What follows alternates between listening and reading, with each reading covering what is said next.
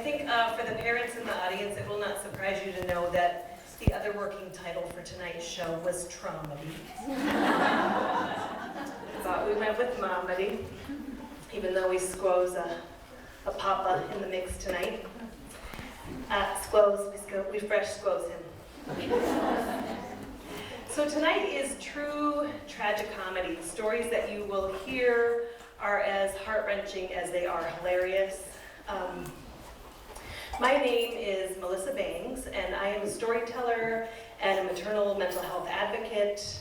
And I am the producer for tonight's show, and somewhere along the line, one of the Momedians started to call me the mama for the process.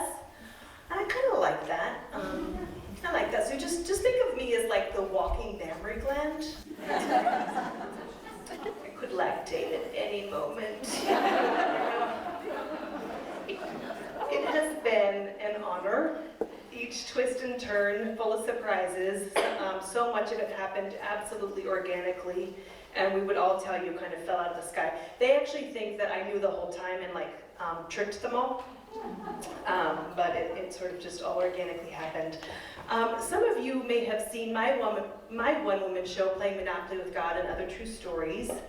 My husband and Eric and I and our daughter Adelaide and our 130-pound dog, Etta James, have spent the better part of the last 4 years sharing our true tragicomedy about my experience with postpartum psychosis all over Montana and the West Coast, and it's been quite extraordinary. Also just a discovery at every turn.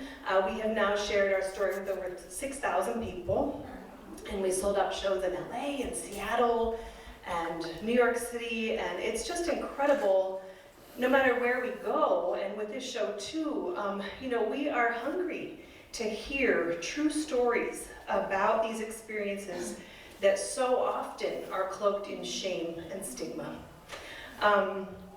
Tonight truly is a dream come true for me. This set of mamas and our sisterhood and these stories were born in a workshop in March that was sponsored by Community Medical Center. And the point of that workshop was not to ready for performance. The point of the workshop was to excavate your truest voice about a very painful experience, as if no one was listening. What was your story if you were only telling it for you? And we laughed and we cried and we got woo-woo. We got pretty woo-woo. We spent time with our heads on each other's bellies, telling ridiculous stories and laughing with our heads. That was pretty fun. Maybe we'll do that in the intermission. Little group exercise, little audience participation. And tonight really came out of the magic of that day. I say it's a dream come true forever. Since I started sharing my story, one of my mantras has been, if my story does nothing else, may it unleash yours. And I'm telling you what, you are in for a treat tonight. These mamas and papa are unleashing the shit, unleashing the shit out of their stories. Leasing the shit, no, unleashing. Let's get that right.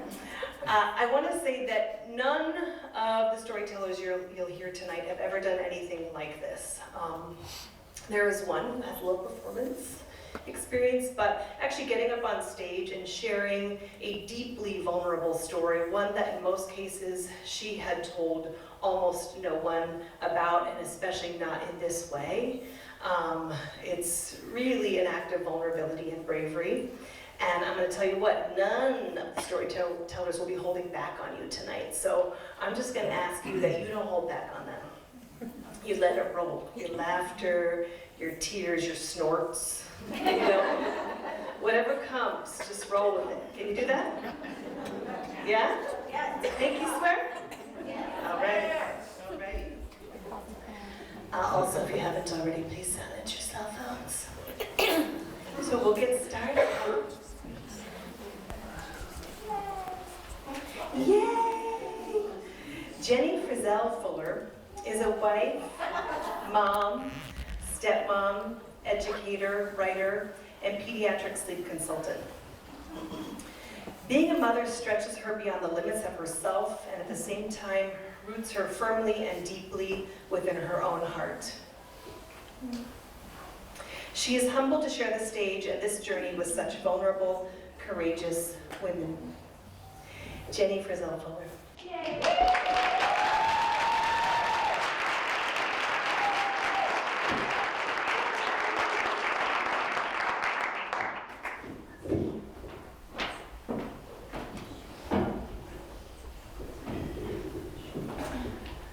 So, as a second grader, I was obsessed with the Titanic, tree frogs, and most of all, babies.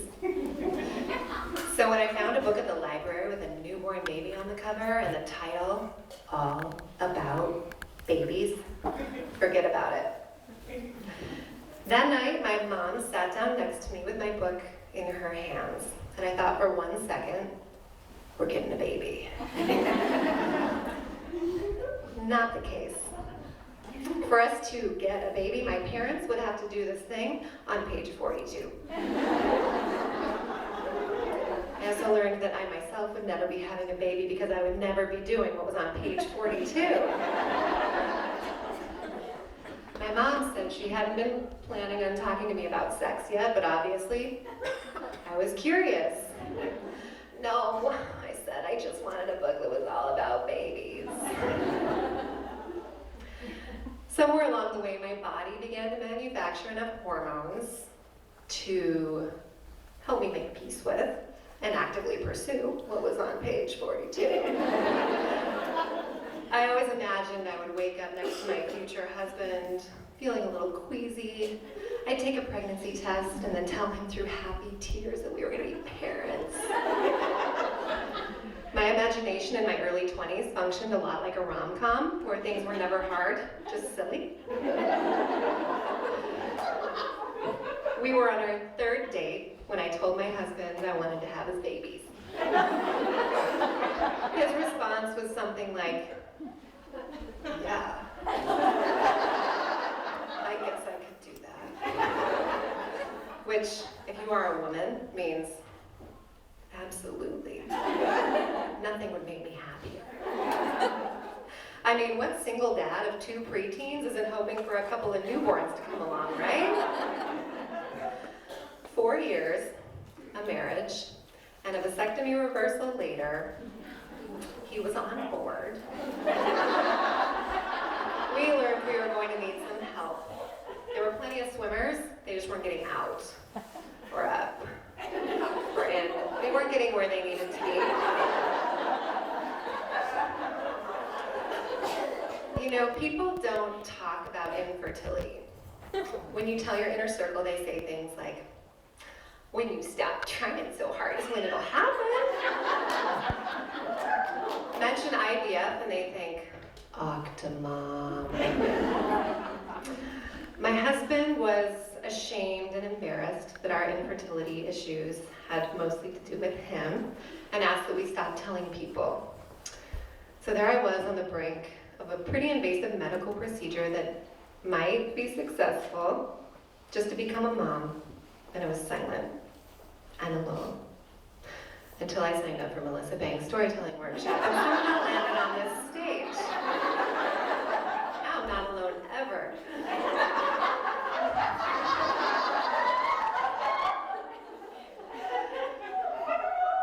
After we saw the price tag for our potential progeny, I remember saying to my husband, you know, I could just go out some night, I'd have a couple of drinks, find a one-night stand. It would be so cheap. No, we ended up financing our kids, like exactly the same way you finance a car. So those of you with those free babies, you know, the ones that you took half a bottle of cab to conceive, you can buy those boots. Merry Christmas. After we signed all the papers, a cooler showed up on our doorstep containing about $4,000 worth of injections I would need for the month ahead. There was something to manipulate my cycle, something to make my ovaries produce a ton of eggs, and something to make my uterus the perfect home for an embryo. A romantic evening of baby making basically included my husband jamming a syringe the size of a knitting needle into my butt muscle. It's very romantic. There were side effects: acne, bloating, brain fog, mood swings, fatigue. Basically, imagine the worst PMS you can, and then go fuck yourself.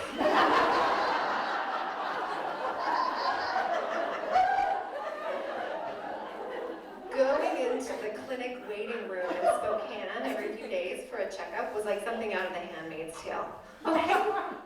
Oh, may the Lord open. Blessed be the fruit.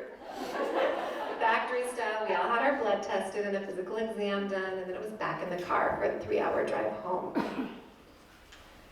Now, usually a woman's ovaries take turns producing 1 egg per month.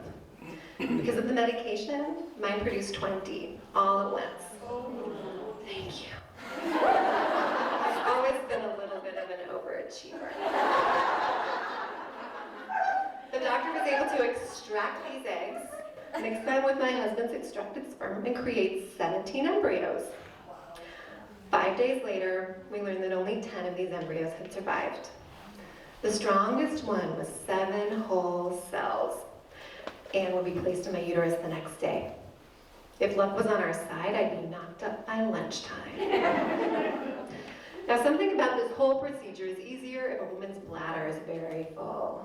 So I was told to drink 32 ounces of water and come to the clinic in an hour. From the time we got there, another full hour passed before I was finally laying on the procedure table, feet in the stirrups, trying not to pee all over the whole room. The nurse pressed an ultrasound wand to my belly, and I was able to see my very full bladder and my very empty uterus right next to it. The doctor came in and situated himself on a stool so he was eye to eye with my vagina. He attempted chit-chat, which I find only slightly less awkward is when the dentist does it. What is it about open orifices that makes these people so chatty? I was able to see the straw with our embryo in it make its way onto the screen of the ultrasound machine. My nurse said, "Watch, you'll see a miracle in a second, but it's easy to miss." There was this little flash of white light on the screen. "That was your embryo being released," she said.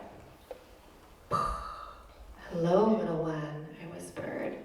"I'm your mom. Please stay." Now I know what you're thinking. Yes, 20 minutes later, I was finally allowed to pee. I almost climaxed, it felt so good. You know what I'm talking about. Before we could leave the clinic, the nurse gave us 2 rules. 1, no home pregnancy tests because all those hormones in my body could yield a false positive. 2, no online IVF forms because those bitches be crazy. The words hadn't even left her mouth before I knew I'd clean Target out of their pregnancy test and pee on stick after stick while scrolling through every form I could find. 9 long days later, we learned I was pregnant. We call her Nora Defiance. With her in my arms, I poorly navigated 9 months of sleep deprivation and what I would later learn was paralyzing postpartum anxiety. I resigned from a job I loved because leaving her made it so much worse. But at the same time, I sometimes fantasized about putting her in the garage, just so I could remember what it was like to hear quiet. I would have these terrifying memories of things that hadn't happened yet, and I would have them all day long. She's 4 now, and she's funny and smart and stubborn. Last week from the jogging stroller, she shouted, "Mom, I'm best friends with my vagina." Proudest moment. When Nora was 1.5, and I had my anxiety mostly under control, we decided to go back for another baby whose rental fee and frozen storage was adding up a little. My plan was to go through one transfer, get pregnant, and be done. Do you hear that? It's God, and he's laughing. A month of injections, embryo transfer. Wait, not pregnant. Another month, another wait, not pregnant. At this point, it's hard not to take this kind of failure personally. I was the one with the working reproductive system. We took a month off. My heart was broken. My skin was bruised. I was really tired, but I couldn't rest. I tried to show up for my husband and my stepkids and my toddler, and I failed at that too. As I lay on the procedure table for the 4th time, all but drained of hope, I heard the doctor say, this embryo's really sticky. It might not even leave the straw. I shit you not. From between my legs, I heard a chuckle. I wanted to shout, hey, excuse me, I don't mean to ruin your good time, but we don't have enough money or sanity or embryos to be chuckling. I saw the tiniest flash of light on the screen. That sticky little embryo would grow into a sticky little girl we call Audrey Mayhem. She is pure joy. She only stops moving when she sleeps. I like to think she's making up for the 2 years she spent frozen. Also her favorite movie. She throws her shoes at me while I'm driving. And without those 2 fail rounds, we wouldn't have Audrey. We're one of the lucky couples for whom IVF was successful, half the time. But we didn't escape unchanged or unscathed. You know, it's a hell of a thing, thinking you're going to become a mom one way, or thinking you're going to be one kind of mom, and being so terrifyingly wrong. Now, I know you might think we weren't meant to have kids if we needed this much help, as though our ability to have a family together should rely entirely on this decision my husband made before he even met me and knew immediately he wanted to have babies with me, as you recall. But we all need a little help, don't we? Maybe with conception, pregnancy, delivery, postpartum, or finding the goddamn infant Tylenol at midnight in an airport. Some people think that because we work so hard to get them that I spend every day bathed in a glow of gratitude. And I'm so grateful. But I still curse the inventor of glitter. And those weird Pat the Bunny books. I've had poop in my hair, and I've said things I regret today.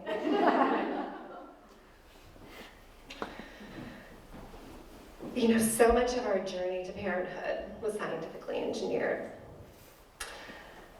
We weren't even in the same room when our girls were conceived in a petri dish, but somehow, from those 7 cells, my body knew how to build a little person who wiggled her toes against my tight belly. They were miracles who were meant to be, and science was part of our miracle. Besides, being an IVF mama comes with its own unique set of gifts. My girls were conceived on the exact same day, essentially making them twins, born 2.5 years apart. They were out here, then they were in here, then I delivered them safely out here again. So I'm kind of like an Uber.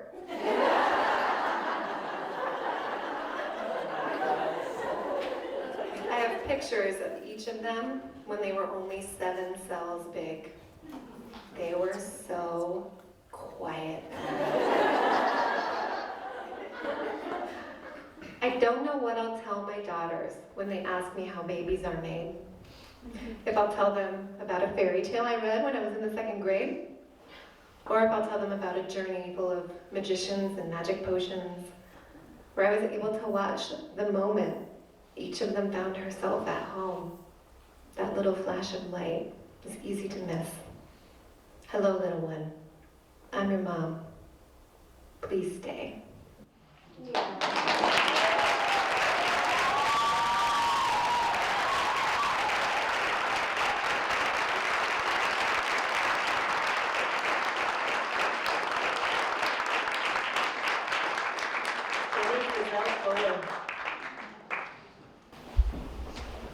Elizabeth Williams is a musician turned math teacher, turned mother, turned student and advocate. The driving theme in her life is summarized by this quote from the Baha'i writings. The light of men is justice. Quench it not with the contrary winds of oppression and tyranny. Elizabeth Williams.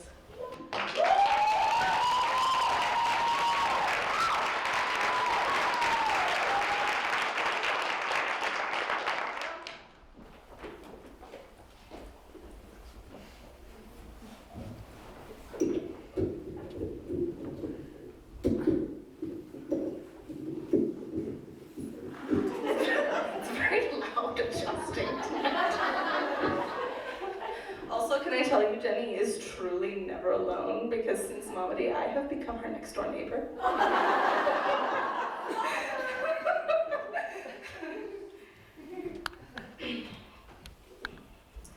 So I was 12 the first time my mom told me to lose weight. She pulled me in and she covered me with kisses, and then she grabbed my belly and she said, "You gotta get rid of that."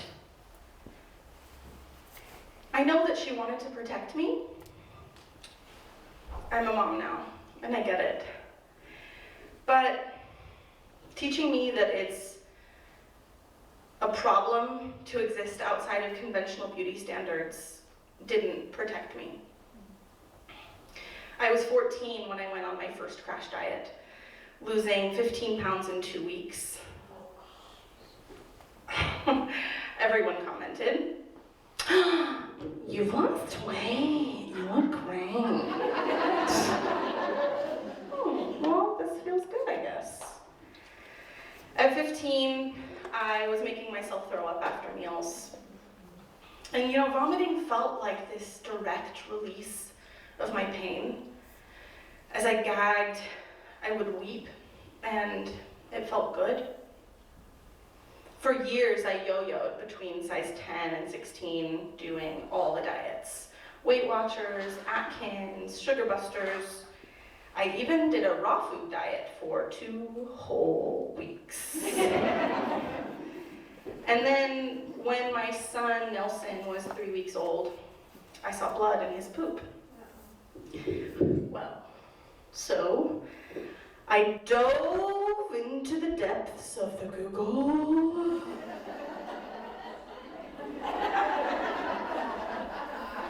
And the Google spoke to me. She told me to quit eating dairy and soy. Well, great, a new diet. But this was an allergy diet that required meticulous label reading. Turns out, dairy and soy are fucking everywhere. It was weeks before I looked at our vegetable oil ingredients. Soybean oil? Fucking Monsanto.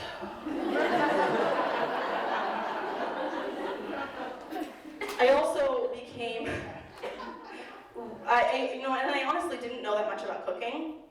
I thought gravy came from those powdered packets, but you can't eat shit from powdered packets when you can't have dairy or soy. And I also became really fixated on having family dinners every night, which my 1-month-old baby couldn't give 2 shits about. So I became an expert in meal planning, specializing in dinner. I didn't think about, much less prepare, breakfast or lunch. And this wasn't logical. I was thinking, must avoid these ingredients, must have family dinners. This was an obsession rooted in anxiety. So by the time Nelson was a year old, I had lost over 100 pounds. Oh, the compliments though. You look amazing. What's your secret? I call it the my baby is allergic to everything diet. The truth was, most days, dinner was my only meal. And you know, I think a lot of us are brainwashed to believe that losing weight is synonymous with being happy. I was. So I didn't even see my own emotional burden. My anxiety was masked by compliments and selfies and shopping for size 6. So what happens, you ask, when someone has a postpartum mood disorder that doesn't get addressed and then has another baby? I will tell you. The summer Samantha was born, we were really lucky that my husband was around a lot. He left about once a week for a few hours, and I generally tried to time my outings with his. I would go on play dates and trips to the museum and things like that, because I needed to be around people, and I needed to keep my mind occupied. I just couldn't function alone with both kids. A few times I had to, and this is how it would go. I would get the kids down for a nap.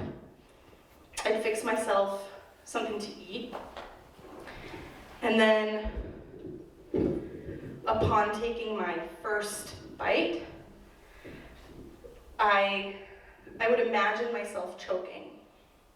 I couldn't suppress it, so I could see myself standing there, struggling to breathe, throwing myself over chairs, passing out, and dying. Samantha, who was just a few weeks old, would start crying. And I, being dead, couldn't get her. Her crying would wake up Nelson, who was just 2.5. He would stand at the baby gate at the top of the stairs, crying and call out, "Mom, where are you?" How long would it be before someone found us? Would the neighbors hear crying and come check?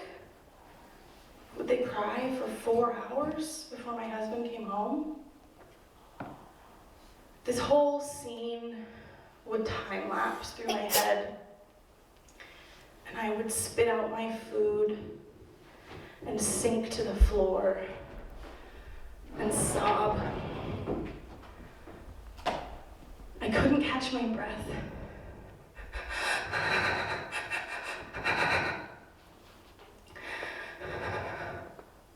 My heart would race. My head would spin. When I came out of the height of my panic, I was an exhausted and hollow shell, making no connection with my kids. So I always made sure there was someone around, even if we were in public and everyone was a stranger.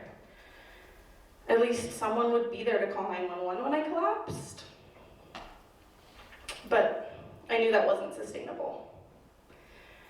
So I saw a psychiatrist, and I went on Zoloft. And I started on a small dose, which worked at first. And then after a while, it didn't. So we increased my dose, which worked for a while, and then didn't. So rinse and repeat this a few more times, and after a year, I was one step away from the maximum dose. Weight gain is a known side effect of Zoloft. And at every appointment, I saw my weight increasing on that scale. I wasn't hopeful that that maximum dose was ultimately going to help, so instead I tapered off. And then I fell into a terrible depression. And I found out after the fact that this is called rebound depression, and it isn't uncommon. Oh, I might mention, during all of this, I decided it was a good idea to go to graduate school. So, true story, still doing it. So there I would be, staring at my assignments, for hours, just unable to absorb anything. Some days, instead of studying, all I could do was lay on the couch and cry all day. A few times I found myself kneeling at the toilet again. So I medicated myself with Oreos, ice cream, and Swedish fish. Fucking love Swedish fish.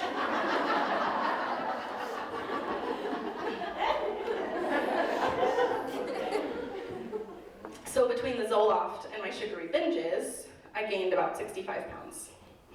This was the largest my body had been. Earlier this year, I went bra shopping at a specialty lingerie store in Manhattan. Maria brought me maybe 10 different bras, all too small. One after the other, my boobs, they're just flying everywhere. And then she brought me this awful thing that I can't even call a bra. It was like if a terrible 80s vest and a pair of 99-cent pantyhose had a white cotton baby.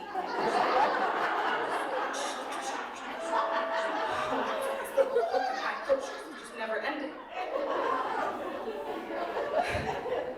And it was kind of funny. And I was really sad. My sister held me in the fitting room, both of us shirtless, while I cried all over her and this ridiculous joke of a bra.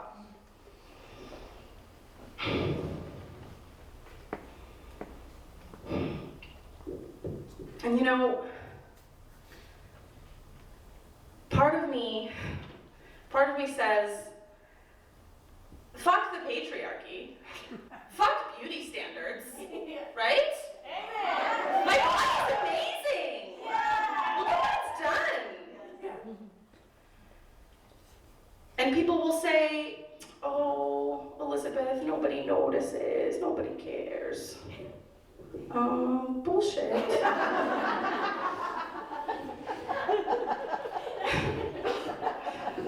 The other part of me would really love to hear those size 6 compliments again and just be able to shop without breaking down in the fitting room.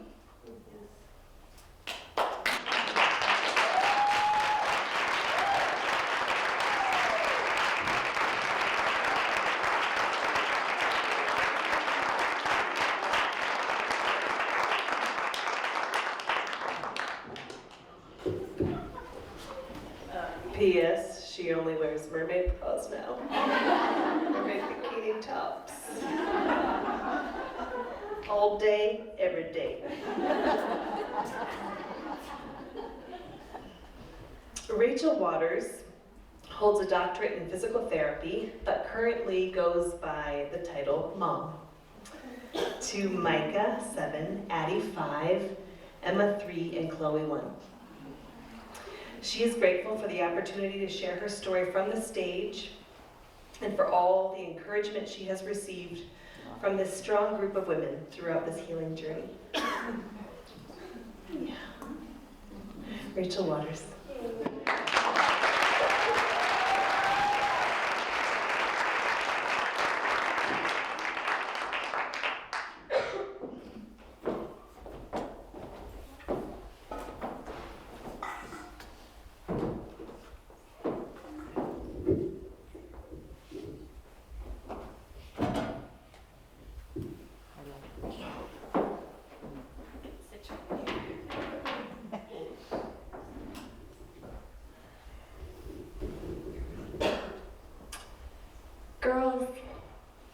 probably won't share this whole story with you until you're 17 or 20 or thinking about having children of your own. I'll record it now and tuck it away until it's time. We moved to Montana in 2012, just as Dad was beginning his job as an emergency medicine physician. At nearly 2 years old, your brother Micah was still not sleeping through the night. So as I prepared to deliver you, I was already completely exhausted. As I navigated the first few weeks at home with you and Micah, I was barely sleeping. Dad was back at work. Grandma had returned to Denver. I was nursing you, keeping up with Micah, the human tornado, doing laundry, dishes, dinner, repeat. I began to fear sleep, even though I desperately needed it, because sleep brought vivid nightmares. I would become completely overwhelmed with dread as I lay in my bed at night and felt Satan himself walk past me.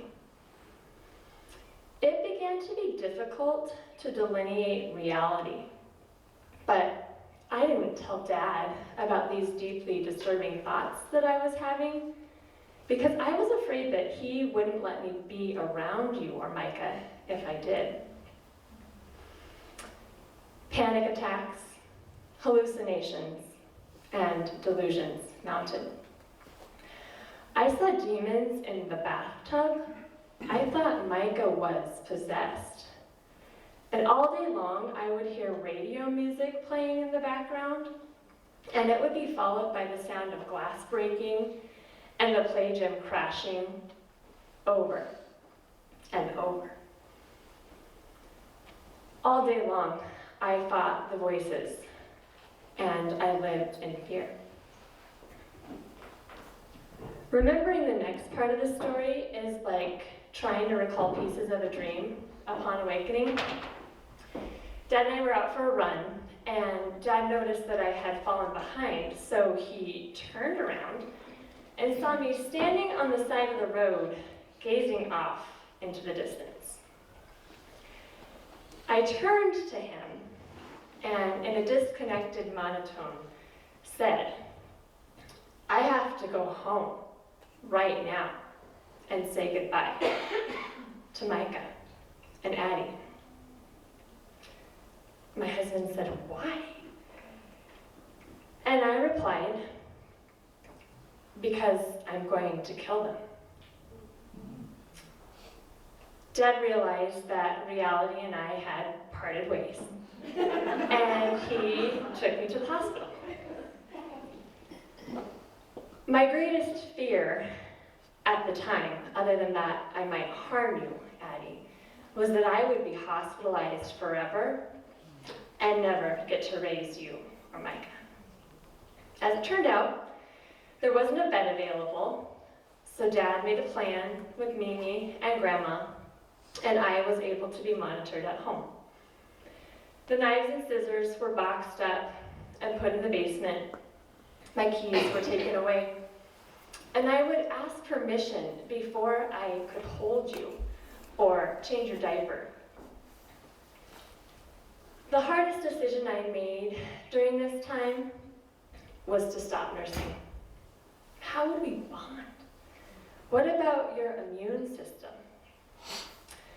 Almost immediately upon beginning formula, you began to gain weight, and I was able to sleep through the night for the first time. With sleep and meds, my brain began to recalibrate, and surprisingly quickly, within 2 months, I was functioning again. I could drive my car without feeling like something horrible was about to happen. I could care for you and Micah, and I could listen to the radio without hearing messages. With time, the visceral horror became a fading memory. We took a risk. Emerson Elizabeth was born without a postpartum blip. We were so grateful. I felt like the chapter of my life that included postpartum psychosis was closed, and we could move on. Number 3 had been a success, and I'd always wanted 4, so why not? During my 3rd trimester, my amniotic fluid level was so low that I agreed to an induction. 17 hours, a dash of Pitocin, and 3 war screams later, because that's how I bring babies into the world. You, Chloe Catherine, were born. For the first few weeks, everything was great. Dad was home, Grandma was with us, and I could focus on caring for you. Then at 4 weeks, on a brief trip to Helena to show you off, I had a severe headache, wasn't needing sleep, was coming up with all these grand plans, and was talking a lot. Red flags began to go off for Dad. I immediately began pumping every 2 hours. I was not going to fail you the way I had failed Daddy. This time around, I was overcome with the fear that something was going to happen to me or one of you kids. Something about the neck.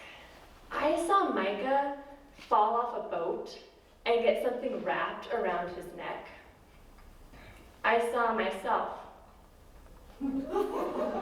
hanging from a tree. Then there was the actual turkey that flew into the garage door and broke its stupid neck. Thunder. I mean, I am barely functioning. So I do not have time to deal with the lifeless body of a bird brain in my garage. Something gave way. Months later, as Grandma relayed the parts of the story that I couldn't remember, I realized, for the first time, how immensely God protected all of us that day. In my fit of mania, I put my hand through a glass picture frame. I ran down the stairs with blood dripping onto my shoes, and I reached out to Addie, asking her to go to heaven with me. Then I returned to our bedroom and attempted to jump through the 2nd-story window. Good thing Grandma's worked out like every day of her life. She restrained me, called Dad at work, and said, "You have to come home right now, or you won't have a wife to come home to." Another ER doctor covered the shift, and Dad came home.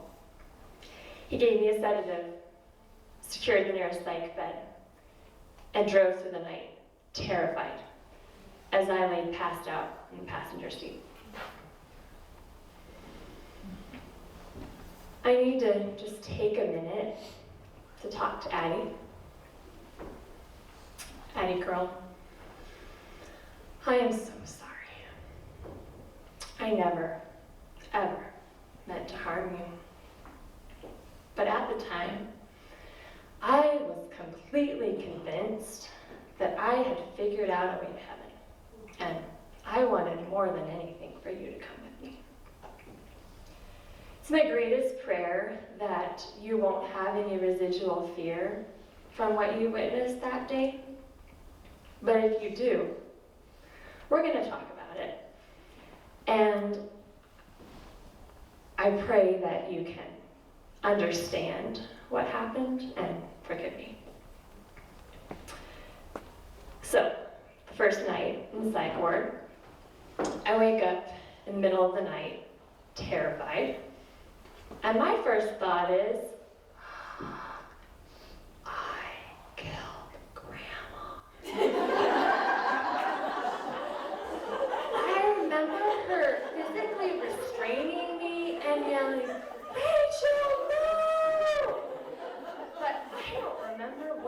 was keeping me from doing or what happened next. So, that same night, I'm pumping, and I feel the earth shake. Seriously, God, I have lost my mind, and I feel like I have the divine power to control everything around me, and you send an actual earthquake.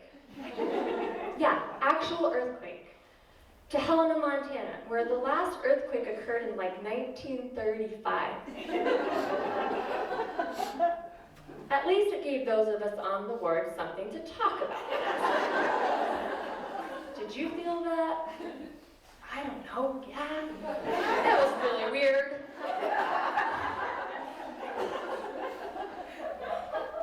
So while I was hospitalized, I kept a journal. It was my reality check. And in this journal, I read truths like, you can't untie the knots, fix it, or put the pieces back together. It just happened. There is no reason this is not your fault. Pumping, while I was hospitalized, gave me a purpose, a motivation to get better and return to my baby and my family. So every 2 hours, I would ask the nurses to get the pump from the equipment storage closet, because everybody knows that pumps and psych patients don't mix. So I needed a little supervision. I remember meeting Grace for the first time. She was middle-aged, glasses, curly brunette hair. She said, "So, what are you here for?"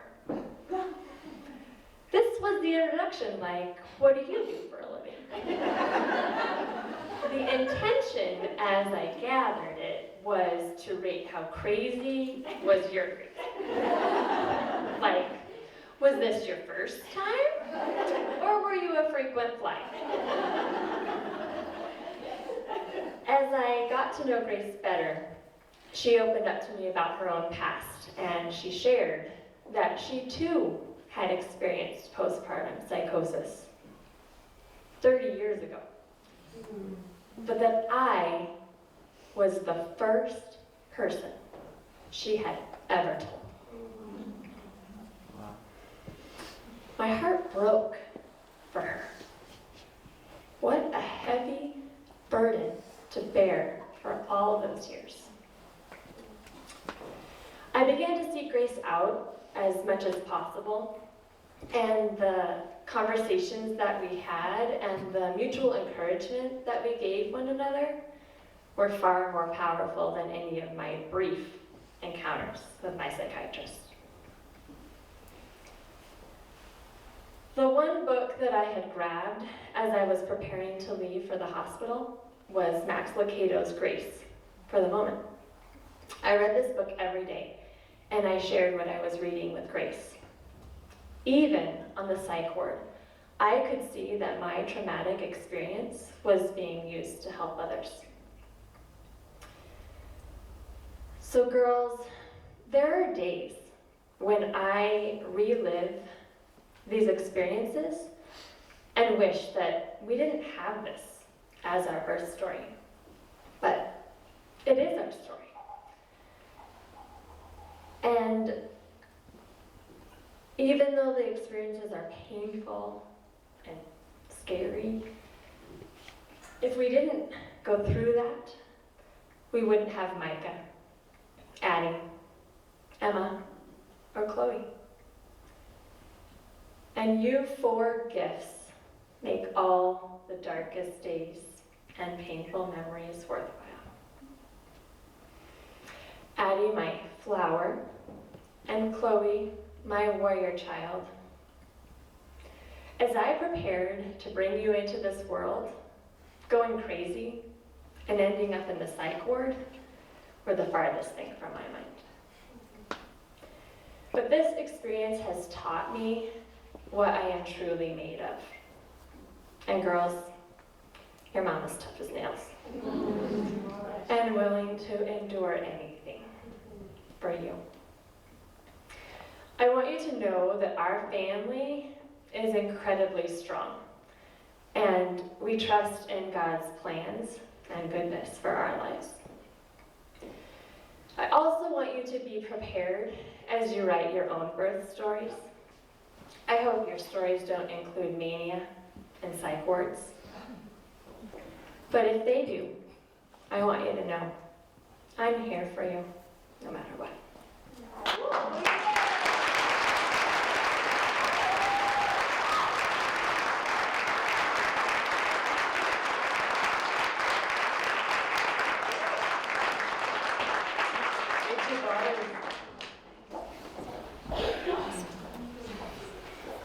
April Irish Charlo comes from the Bitterroot Salish people and is a member of the Confederated Salish and Kootenai tribes.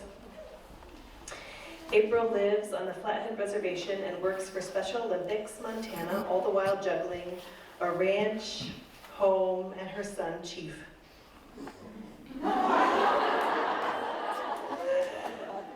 The busiest, on-the-go, clingy like no other, cutest butt. Doesn't actually say that. Also the most affectionate, quick to laugh and make others laugh, a little dude with an awesome dose of tantrums, who likes to be naked most of the time. He and I are like brother, sister. April Irish Charlo.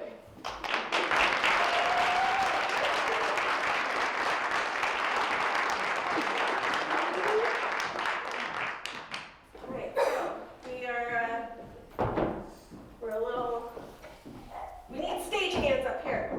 Oh, this goes over here. Okay, hi. Hi, okay.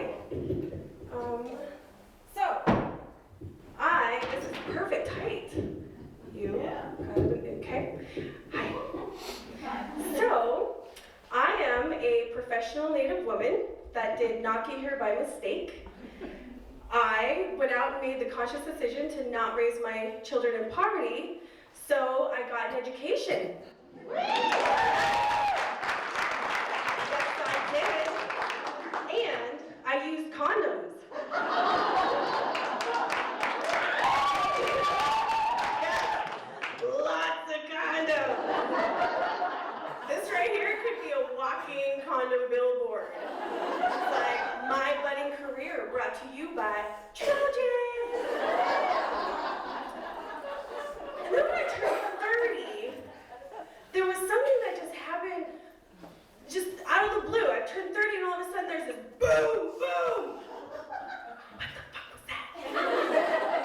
That was the clock. That was the alarm that started my clock ticking. I would be in the middle of having sex, and then all of a sudden there would be this boom, boom.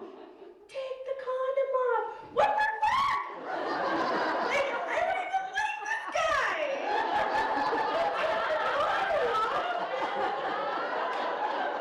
Fucking clock. It convinces me to stop drinking, stop smoking, and close up the home shop.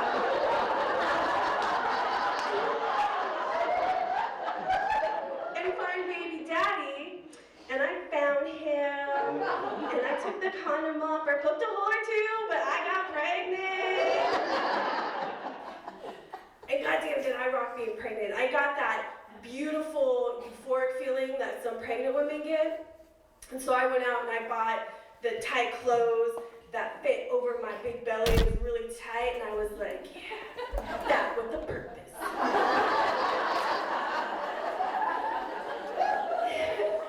And so during the pregnancy time, I was so busy.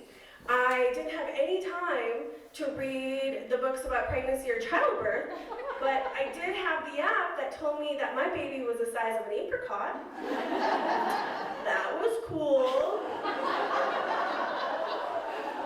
Oh yeah, and my birthing plan, I was gonna have my baby in a teepee. I know, it's so beautiful.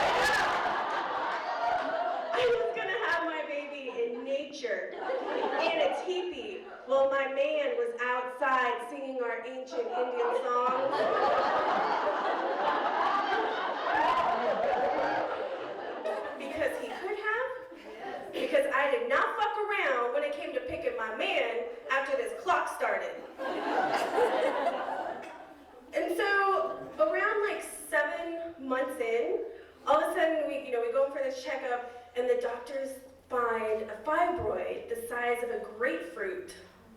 And I was like, what the fuck? I was like, I am totally cool with the baby fruit in here, but what the fuck is this in my fruit basket? So the doctor convinces me to give up the TV dream and have my baby in a hospital safely.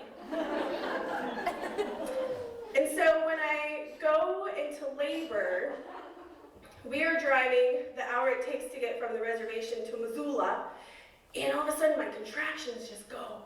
We started out normal, but all of a sudden they just went insane, and they are 5 minutes apart. And we get into the hospital, and that nurse gets in there and she starts checking me. And I swear to God, she's gonna come up like this and be like, get the gurney! She's having the baby! But she's down there, she's checking, she comes up and she's like, you're only dilated to a 1. Bitch, what? And then I puked all over her equipment.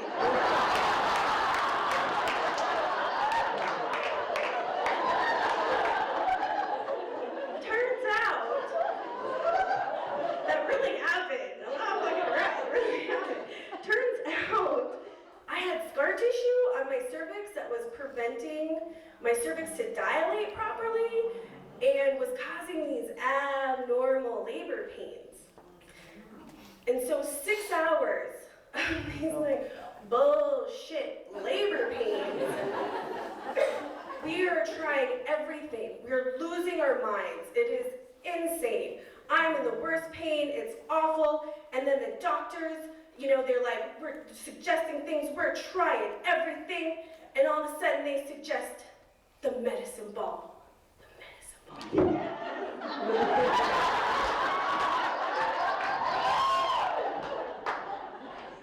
So I get on that medicine ball, rock the shit out of that medicine ball.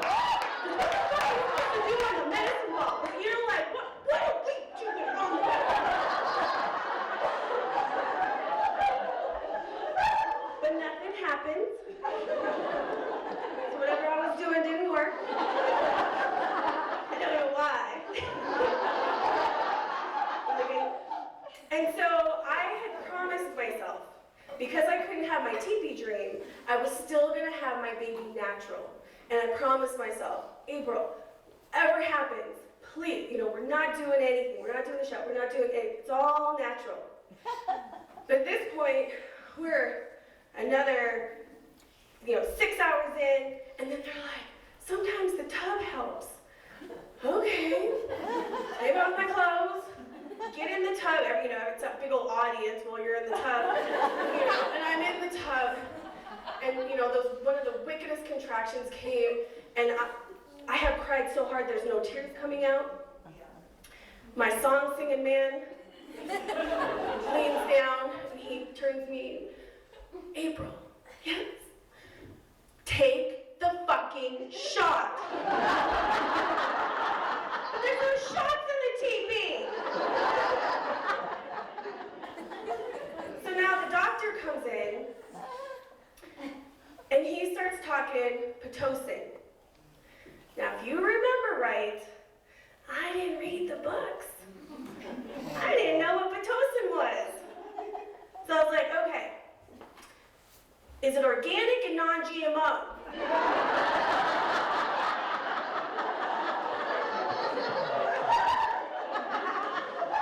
Well, it's non-organic, GMO, Pitocin. I give in, we take it, still nothing's happening. The epidural goes in my back, and it feels like the best thing that has, this needle, this big, going in. What just happened? Amazing. So then the Pitocin doesn't help, the epidural, everything, I'm pushing, and then all of a sudden, the doctor comes in and he starts, I feel like, bullying me into a C-section. And I beg through tears, please let me try one more time to have my baby. He says, okay, I try, I fail, and through tears of defeat, they start prepping me for major surgery. And so my vagina during all this is bushy. And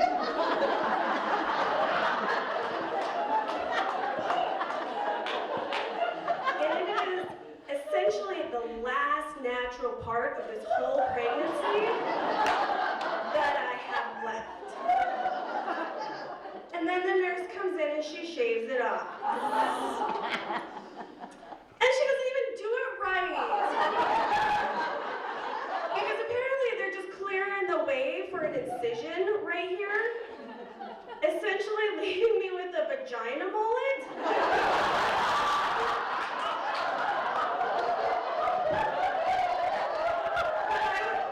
But I was on that shot.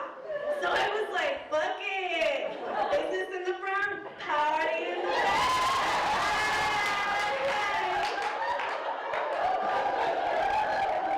Stanky leg.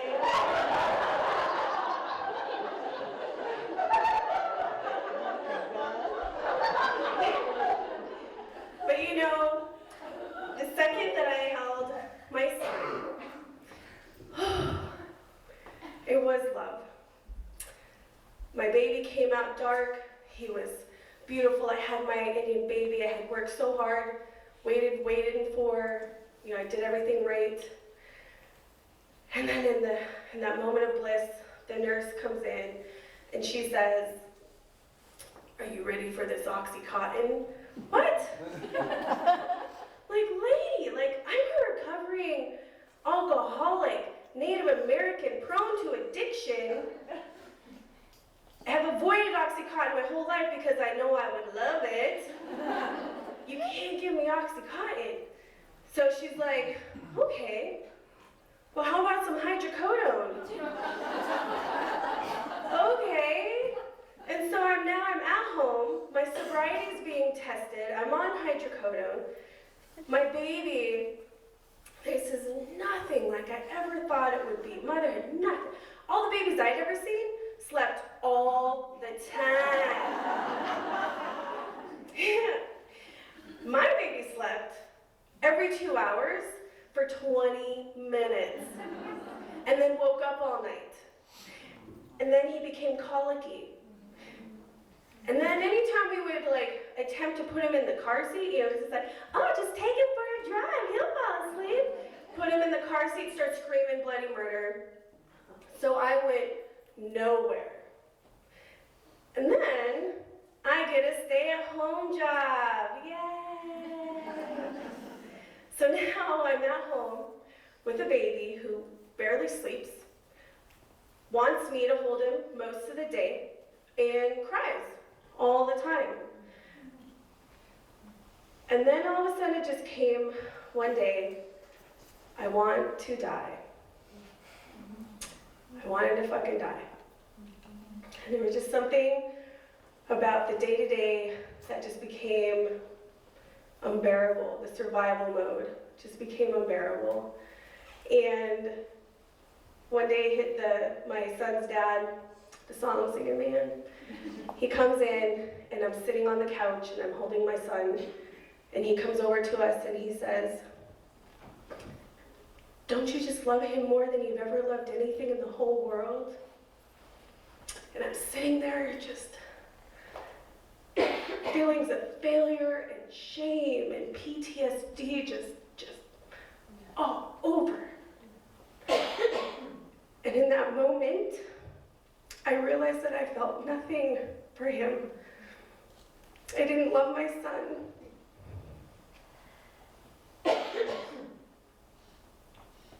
And so I nodded, it was a response to, I feel like, his rhetorical question.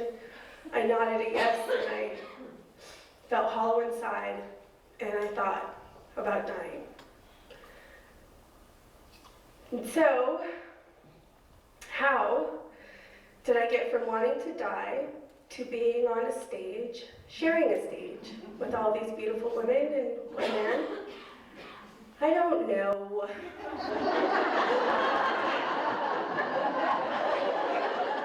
I checked a box. Are you willing to share your story? Yes. I think more Native women need to know about this, like I didn't know. And so today I'm obviously still healing.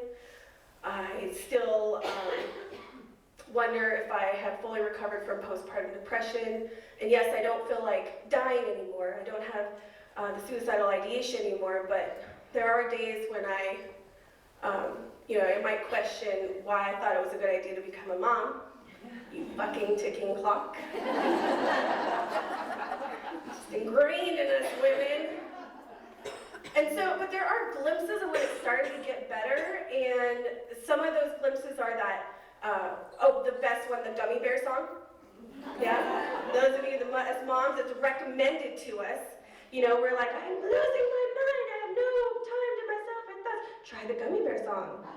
I put it on, glued to the tube. And it's a scoop. I'm a gummy bear, I'm a gummy bear, I'm a gummy bear. Like,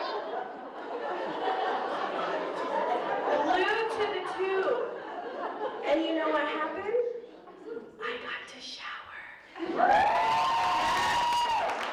By myself. Yes, we know this. And then some other things started to happen that just started to lighten it a little bit. I started kicking ass at my job. I started to go to the gym again, started to run outside. My son's dad started letting me sleep in on Saturdays. It became important.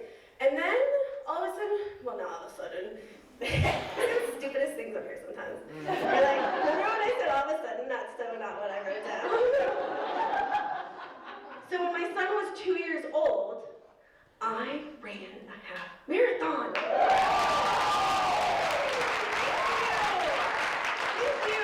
Although some of you are a little confused, I was confused. How did you run 13.1 miles, Bonnie? And I don't know why it was so healing, but it just was. And, probably was the 13.1 mile runner's high that I got, but whatever it was, it just took out the rest of the suicidal ideation that I had in me. And yeah, today it's not all rainbows or chocolate cake from Costco.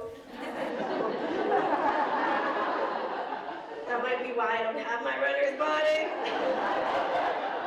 So, Costco cake. But, I love the shit out of my son today. He is, oh my God, this kid just makes me laugh.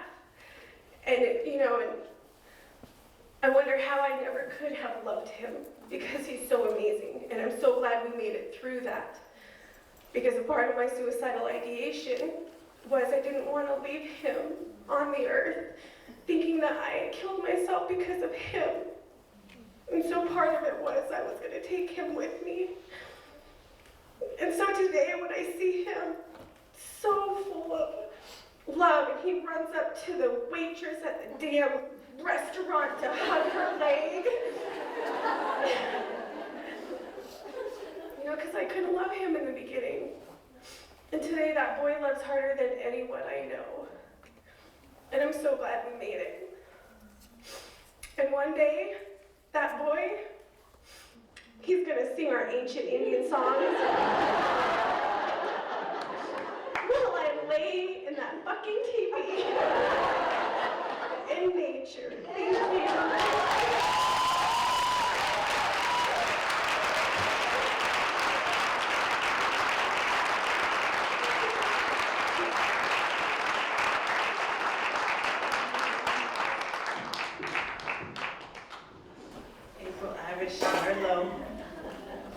So people, I'm gonna give you 12 minutes to go wipe the makeup off your faces, blow your noses, go potty, and rehydrate. Okay, go.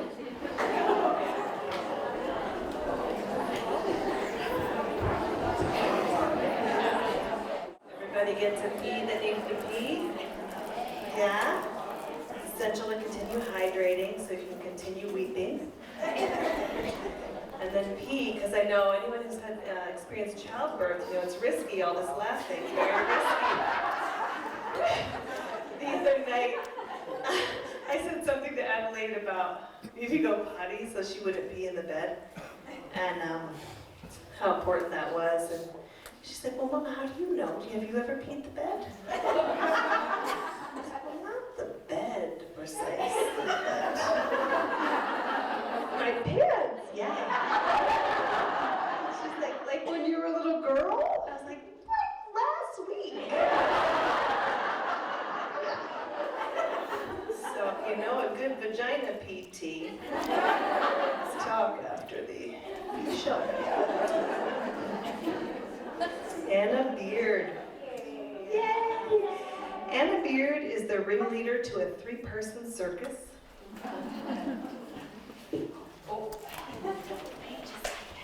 Featuring a broody psychic, the Flash, and a time traveler. Special skills include mania-fueled creation and staying up way past bedtime. Closed on Sundays for brunch and family time. Anna Beard.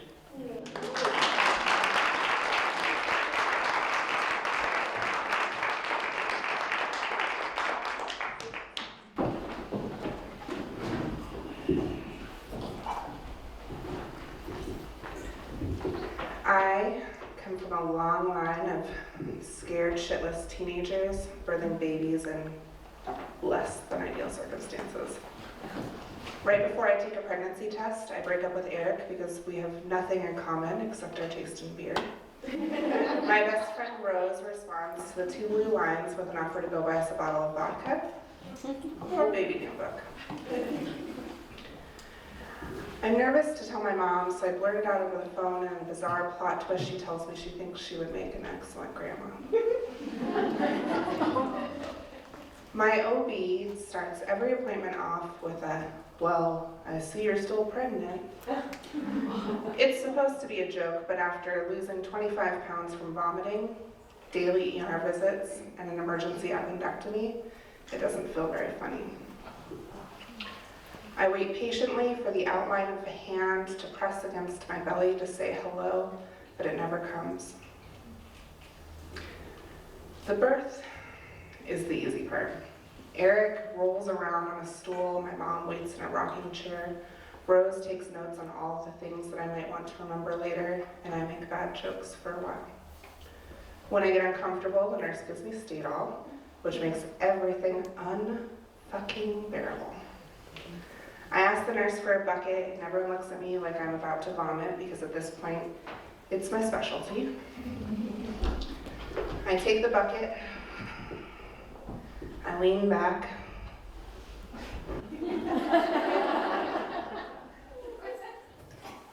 No one knows what the fuck I'm doing in here. They try to ignore me and they make small talk, which irritates me even more. I reach around for my phone and I pull it into my bucket and I text Rose. Tell them to shut the fuck up. Rose's phone dings and she reads the message out loud. It dings again immediately.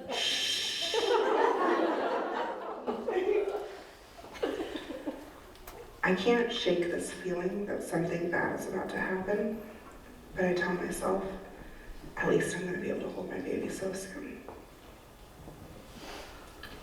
The meds wear off, and I realize that I have spent a ridiculous amount of time in here.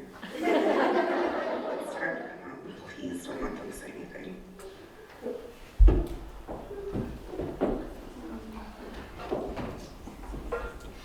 No one says anything.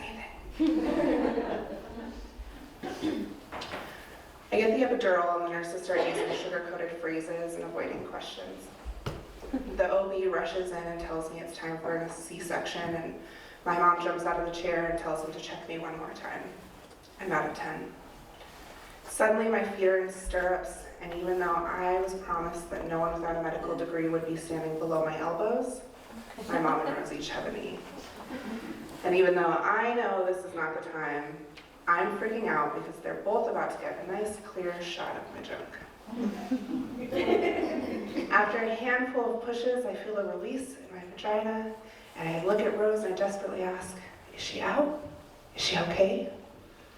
She looks down, and the look on her face tells me that I've ruined sex for her forever. Not yet. Another handful of pushes, and they plop my daughter's tiny body onto my chest, and she arches her back to look at me and lets out the tiniest baby alligator squeak. I'm so in love that I don't realize that everyone in the room is quiet. In my peripheral, a nurse's hand reaches for my baby's arm, pulls it away from her body, and lets go. In my peripheral, her arm falls to my stomach without a single sign of functional muscle. In my head, I just can't stop staring at those beautiful dark eyes. The nurse scoops her up. My birth team, my baby, my mom all disappear down the hallway where they draw the blinds to the nursery, and I'm stuck in this bed. The more time that passes, the more my chest aches and my brain scrambles. Where did she go? Why did her arm do that? How long does it take for a baby to uncurl from an utero? I text Rose and tell her to go find her. They bring her back to me in a parade of hospital staff and in front of a full audience. The pediatrician hands me a tiny piece of paper with a great big word on it, arthrogryposis. They tell us that they aren't really sure that this is what's going on, but they've been looking at medical texts and they think that's what it is. I ask her if she can come back tomorrow. I just need to hold my baby. My mom and I unwrap her from her swaddle and count her impossibly long fingers and her curled toes. Her knees are bent in the lotus position and her feet cup her diaper. Her arms have no discernible elbow joint and her wrists are bent. She's all sharp knees and dark eyes. Each of her knees has dimples where the joint has never learned to move, and they look like smiley faces. Everything after comes air and vignettes. Oh, word, like grief and trauma. In the middle of the night, a nurse comes into our room to check my vitals, and she tells me all about her friends, cousins, sisters, mechanics, neighbor, other cousin, who was born a paraplegic, and she tells me about how it was this long, hard life for this mom, but she was just so strong. She thinks she's inspiring me with this story, but in the middle of the night, with a blood pressure cuff on my arm and my baby at my breast, I'm confused. My baby can't move at all. She tells me that it's time to be strong for my baby now. We just haven't seen anything yet. Another morning in the nursery, the pediatrician is giving us a list of unknowns, and I'm trying hard not to look at the other babies in the room, and their moms are trying hard not to stare at mine. My brain checks out, but I hear my mom offer anyone a lighthearted hope. So it'll be a while before she plays soccer. The pediatrician tilts her head and frowns. Maybe she'll be president someday. None of us knows how to tell anyone. Something is wrong, feels like dirt in my mouth, so we invite people over one by one and unwrap her in front of them while I stare at them quietly, daring them to say anything, to cry, to pull back. When we get home, I search the internet, and the first thing I find tells me that most babies don't survive infancy. It's not true, and I know that we've had this conversation, but I don't know how to trust anyone with this anymore. At 19, I am thrown into a world of special needs parenting. Each week we fit in a pediatrician appointment, 2 to 3 physical and occupational therapy appointments each, and a trip to Helena for the closest ortho. I learn about club feet, Ponseti castings. I learn about anatomies of joints and muscle development. Every medical professional we encounter tells me, "You're the expert," and I'm screaming inside because I'm not supposed to be the expert yet. At our first WIC appointment, the woman asks me why I'm not holding my baby and pulls her blanket off to reveal 2 bulky plaster casts. She spends the rest of our appointment crying while I memorize her face and wonder which part of this feels insurmountable to her. People corner me in stores and demand to know what happened. Friends that I'd had before spread rumors because everyone feels better when there's someone to blame. I stagger under the weight of the blame. I Google that word and that paper until the letters fade. I hide everyone on Facebook who has a normal baby because I see how they worry about easy things like breastfeeding and weight gain, and everyone shows up. I worry about breastfeeding and weight gain, and not even my lactation consultant knows what to say. My baby and I grow together. In the early morning light, before anyone else is awake, I unwrap her and I watch her stretch her body and her arms and her legs, and I think that everyone else must be wrong. I let go of what I thought life would look like as a teen parent, and I become the expert and the advocate. She learns how to roll over in heavy casts, how to drive a wheelchair. We celebrate in occupational therapy when she learns how to pick her nose. This means enough elbow flexion to feed herself independently. I find little ways to heal from this grief. I pack away all the big feelings with all of the baby shoes she'll never wear. I find a community of special needs parents who lose sleep over things that others can't even fathom, and who celebrate the things that don't make sense. It feels so good to belong somewhere. When she's 7, she'll take her first unassisted steps, and I'm forced to unpack all of those big feelings and relive my grief. This time it's different though. This time it isn't for this baby in my arms in the unknown. This time it's for every mom who was forced to become their child's expert, whether or not they were ready to. For every mom who has spent sleepless nights researching medical terminology and specialists around the country. For every mom who was given a list of things that their child will never be able to do and who fights to get every need met. For every mom who was given something so unexpected, so beautiful, and so goddamn lonely, and still manages to hold up the sky.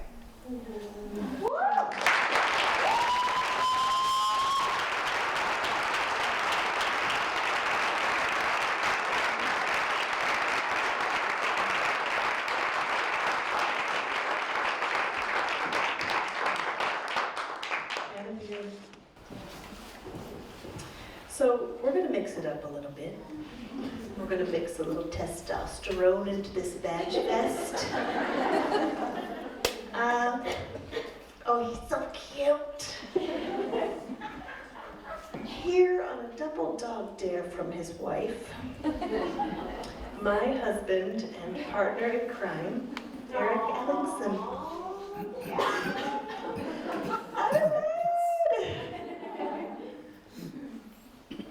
I didn't. Oh, you want me to come up there right now? I mean, unless the stage fright's just too much. I just thought I had like a bigger intro. Oh, Eric Ellingson.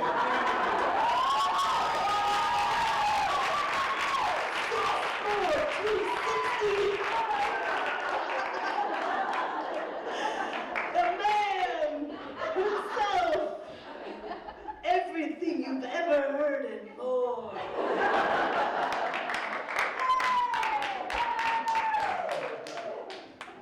Thank you. Very humble. All right. So, here I am in Momedy. Figure that one out. I think she explained it very well.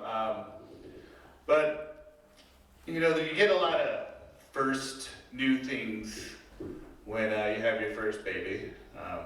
All you parents out there will relate. Those that don't have their first kiddo yet, take notes. So there's the first poopy diaper change. It's wonderful. There's, baby swings. Never been around those before. Or the crib that comes in like 10,000 pieces. And all you have is an Allen wrench and one sheet of paper. And it's 10:30 at night. And then there's just this myriad of pureed vegetables and meat that you can squeeze or shoot into your face. And so on and so on and so forth. Things that I had never came across before. But I got something really special.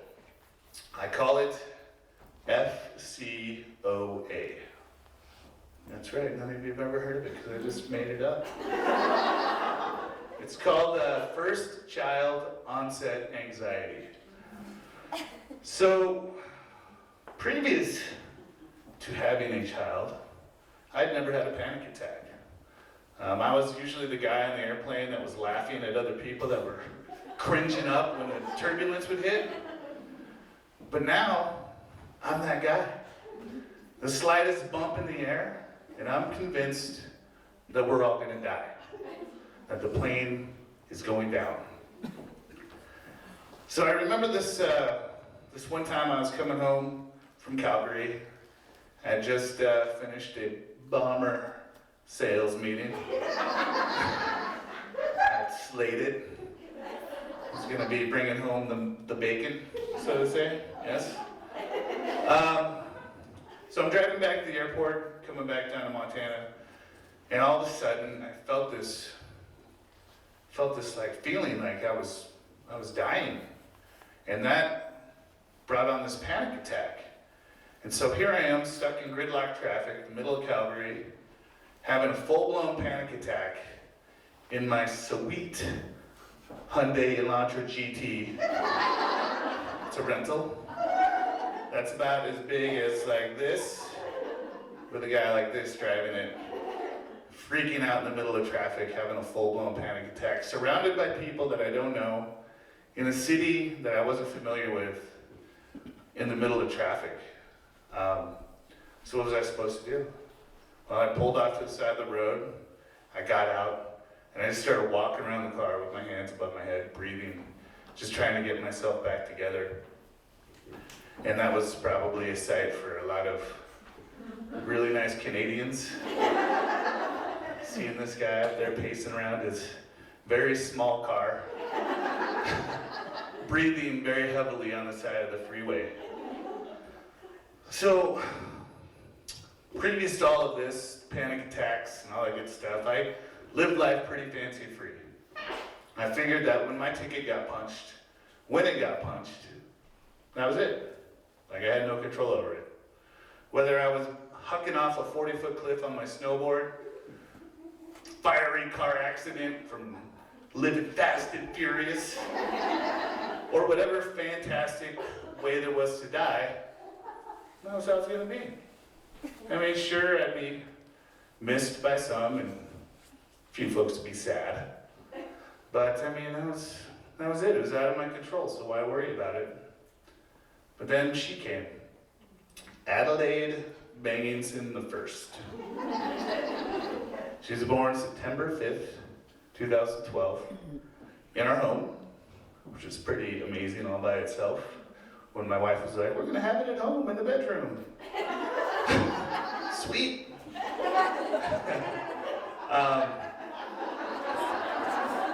So I remember when she first came out, and she was just so vulnerable and so helpless. Just this little being that I could hold, halfway down my arm is how big she was. And I just remember instantaneously becoming very hyper aware of my surroundings. I remember the first time we went on our first car ride. And I'd taken her, put her in the car seat, strapped her down with the strength of 15 war horses. That thing was not moving, was not shuddering around, nothing. And I get in, I'm driving down the road, and I'm looking in my rearview mirror, and every single car on that road was too close to the back end of my vehicle.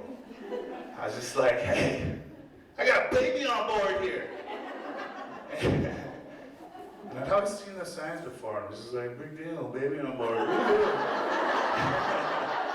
now I'm that guy. And I mean, to the point of where I wanted to stop and get out and just start kicking people's windshields in, telling them, you're following me too damn close. I got a baby in here. So, I mean, what had happened was I basically had this humongous biological shift as soon as this child came into my life. And I didn't know it was gonna happen, like, never had a baby before. And so with this biological shift came these unknowns. And out of those unknowns, those were the things I started to get scared of. So you take those unknowns and these panic attacks that started happening, and man, I'm kind of lost. So who do I talk to? Where do I go to get info about this? That's right, the internet. That helped out a lot. I don't know, y'all probably have some Facebook. Facebook does nothing but, I think, incite more anxiety. Because you start reading about things and people, and you're just like, oh, that was my friend who just did that, or those are my friend's parents. And has anybody ever tried to self-diagnose himself on WebMD? Yeah. Any little pain in this area? Probably like a stage 12 heart attack happening. Or you got like a little bump, a little abnormal bump on you. That's stage 3 cancer, wherever. And everything told me I had diabetes. Everything. And I had a lot of stuff I wanted to be around for. You know, first steps, first birthday, scaring the prom date that she brings home. Those are the things I'm really looking forward to. So I had a lot of stuff I wanted to be around for. Now, mind you, almost exactly 30 days after having our baby, my wife had a breakdown. You guys might have heard her story. Some of you might have heard her story. Playing Monopoly with God, another true stories.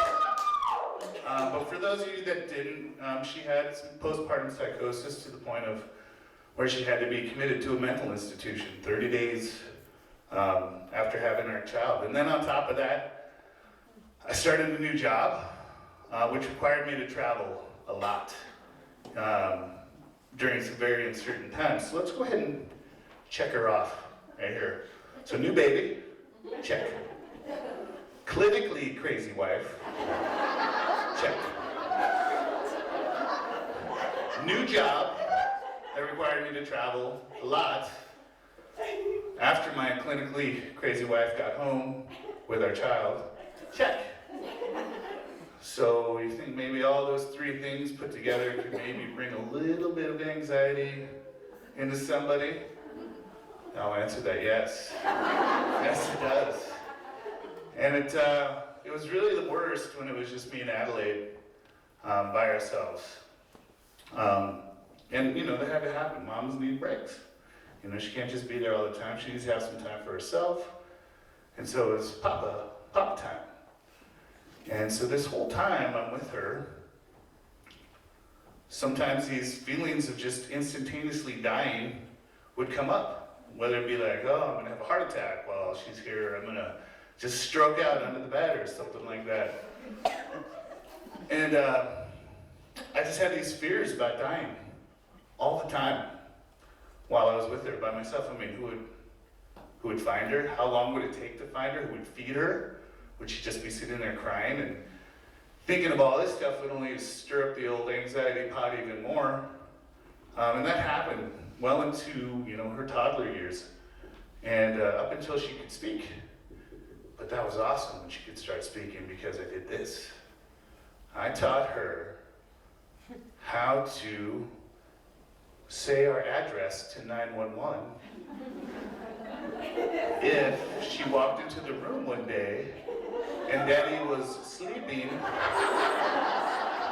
and wouldn't wake up. And I made it in a song form so we could sing it. 817 Wolf Avenue. 817 Wolf Avenue. That's right, guys. And I did this all for the fact that I just wanted her to be able to tell the 911 operator where we lived. And we drilled it. We role played. We did exercises. I'd send her off into the other room. I'd get on the bed, get in some like dead pose. She'd come in, push on me, papa, papa. No response. She'd dig in, find my cell phone. We had to slide it over, emergency 911, 817 Wolf Avenue. We did this. And, like I said, it was all for that peace of mind, just to give me a little bit of peace of mind that at least somebody would be able to find her, she'd be able to get a hold of somebody. Now, it's not a bad idea to do this if you have small children and they don't know your address or how to dial 911. Just as long as it's not fueled by this constant fear of dying. Just do it for the fact that it's just a good idea to do it anyways. So,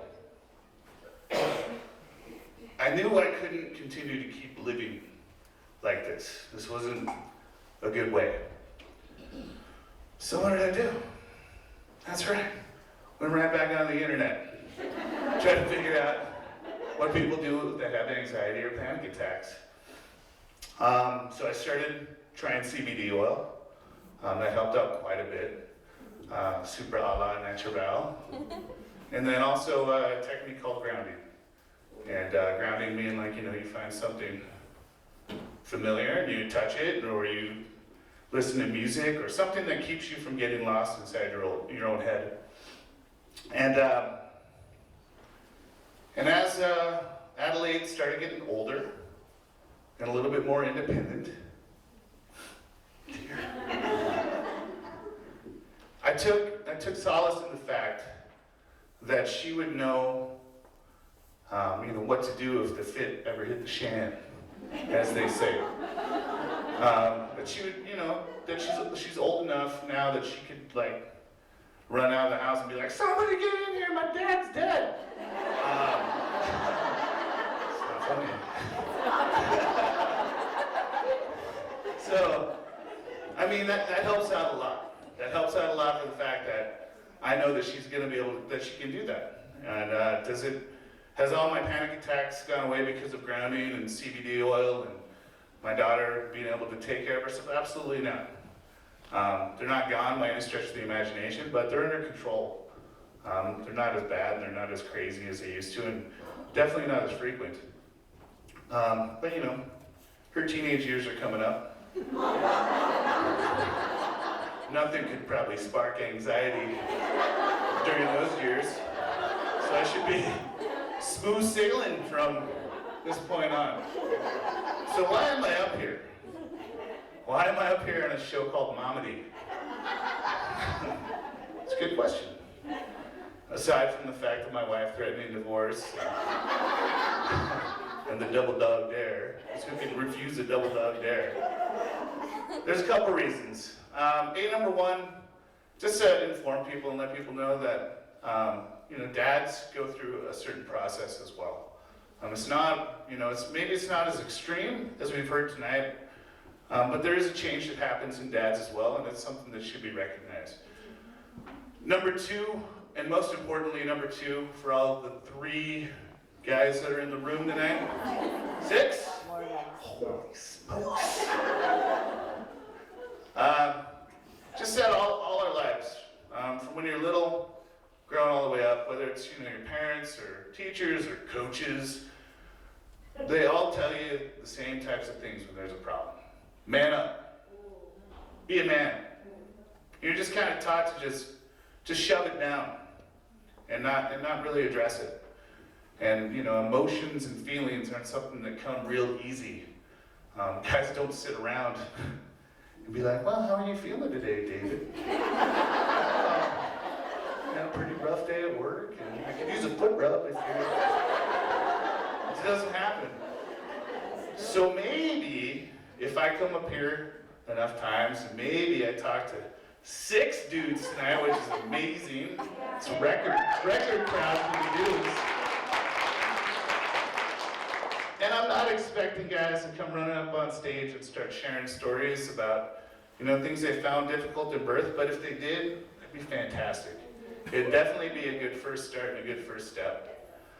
And one of the biggest things is that maybe not sitting here up on stage sharing your story, but being able to share it with your partner, and so that mamas and papas can, lean on each other for support, and basically be able to do it without bearing any shame.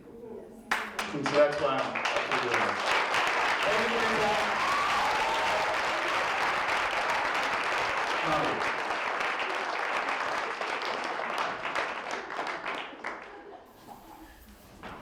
Eric Emmons.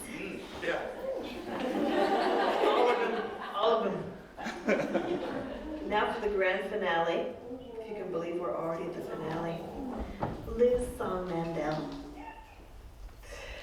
Liz is always growing up. She has spent the shortest amount of time in Montana, but has grown up the most here. She's a mama to one and a wife to another. She's a part-time freelance designer and a full-time mom. She hopes her life story leaves her saying, wow. Liz Song Mandel.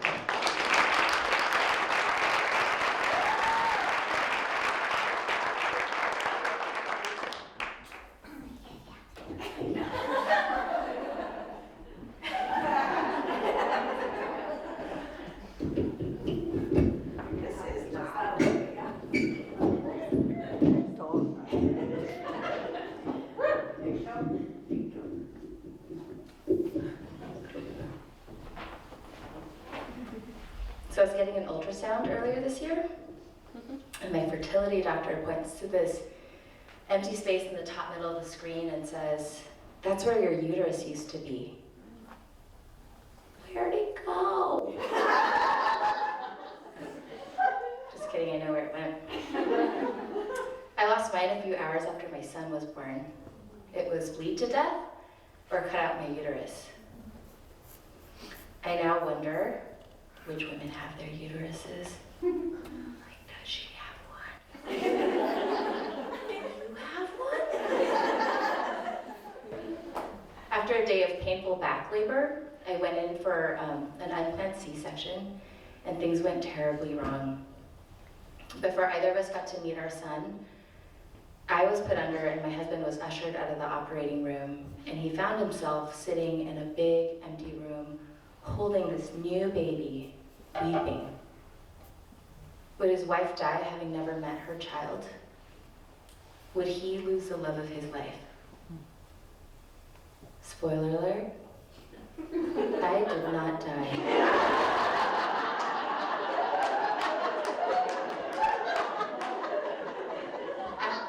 After that first surgery, I felt pain in my belly. And although I was in and out of consciousness, I heard the word hysterectomy. My husband said I responded with, no, no, no. The next thing I know, I'm being wheeled away. My husband's holding my hand, and all I knew to say was, I love you, I love you, I love you. I wanted to comfort him because I didn't know if I'd ever see him again. My lifeless body was then transferred to a cold operating table. I saw bright lights above me, and then darkness. Spoiler alert, I did not die. But I did wake up in the ICU, intubated, barely able to see, my arms strapped down, wires coming out of every hole in my body, except for my butthole.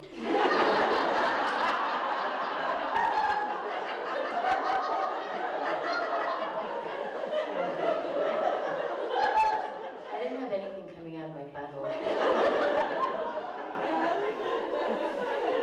I survived, but lost my What followed was PTSD and GRIEF, grief.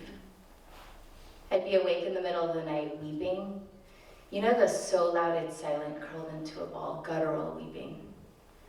I was in so much physical pain after 3 surgeries in under 24 hours, but my heartbreak, that surpassed any pain I have ever known. I went to the hospital to give birth and left traumatized and sterilized. Instead of being able to swoon at the gift of my newborn, I wondered for months if it would have been better off if I had died. I had intrusive thoughts every day. I'd imagine placing my son out in the snow and watching him freeze to death, because it would just be so quiet if he did. I mean, these thoughts horrified me, but I couldn't tell anybody about them because they'd probably call CPS. And even though I didn't like my son, I didn't want anyone taking him from me. I entered this cave after he was born, and very few people were allowed in, but he forced his way in. And it didn't feel fair to kick him out in the dead of winter, even though I imagined it all the time. I remember our newborn photo shoot. I was holding him and I had to force every ounce in me to pretend like I adored him, because that's how new moms look in their newborn photo shoots. I see those photos now and I see someone faking it. It was a miracle I could breastfeed after losing that much blood. But he had this severe tongue tie, and breastfeeding just became this form of torture. But sometimes it's just practical acts of service when you have no feelings of love to give. When a mom has been traumatized at childbirth, during childbirth, they're still expected to jump right in and take care of that newborn. But how do you give when you have less than nothing to give? It took 4 months before I started liking my son, 6 months before I started loving him. By 9 months, I love my little Julian. These days, between his annoying whining and the purest, most joyful laughter, I find myself squeezing him as hard as he'll tolerate and whispering, I love you, I love you, I love you. I want to make up for all those months I was incapable of loving him.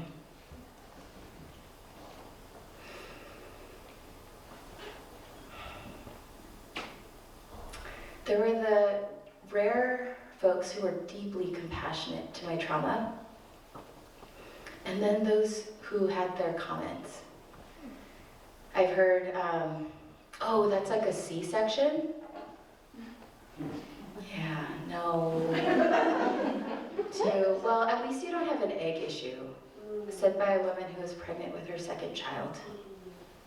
To, you should look at the positive, said by a man whose closest experience to childbirth is taking a dump.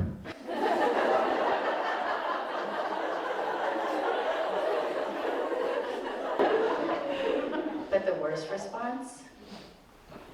Silence. Our society has no idea how to hold space for the weight of grief. I didn't, until I became completely consumed by it.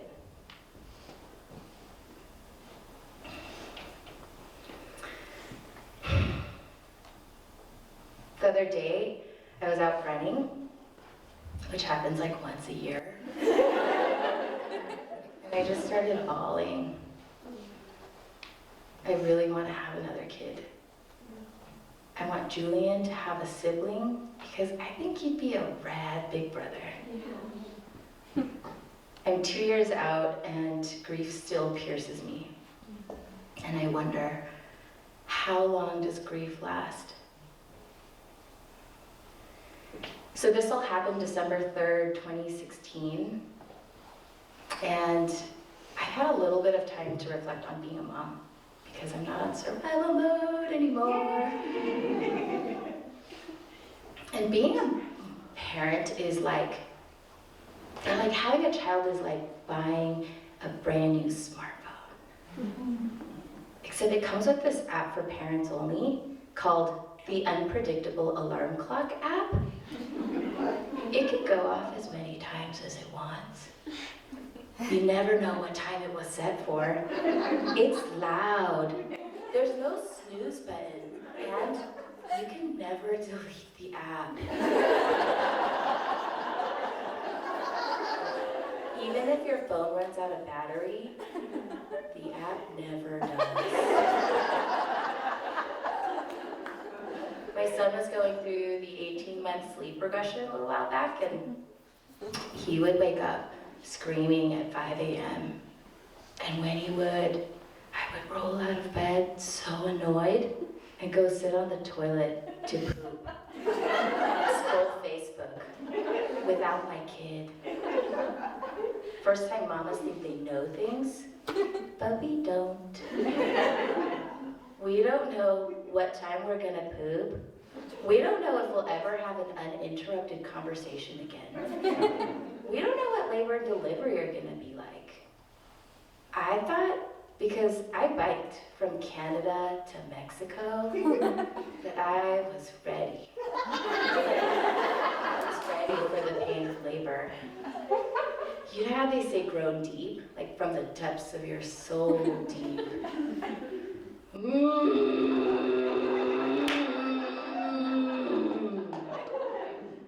I was like, it came straight out of my neck.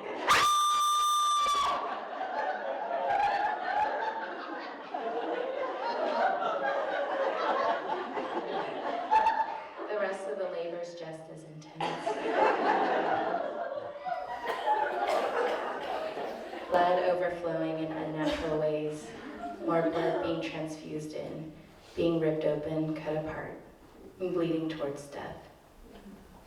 But spoiler alert, I did not motherfucking die.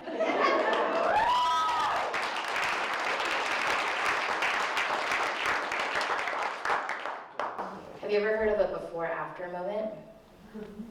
It's a moment in time when you have absolutely no control.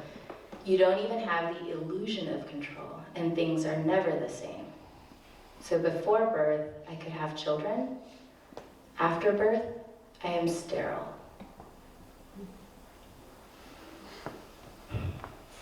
Right now, it's hardest for me when I hear about second pregnancies. I fucking hate Facebook sometimes. When I see that baby ultrasound announcement, I don't see a baby. I see my grief. I see my longing. I'll be frank, I really just prefer to hear about postpartum suffering. Because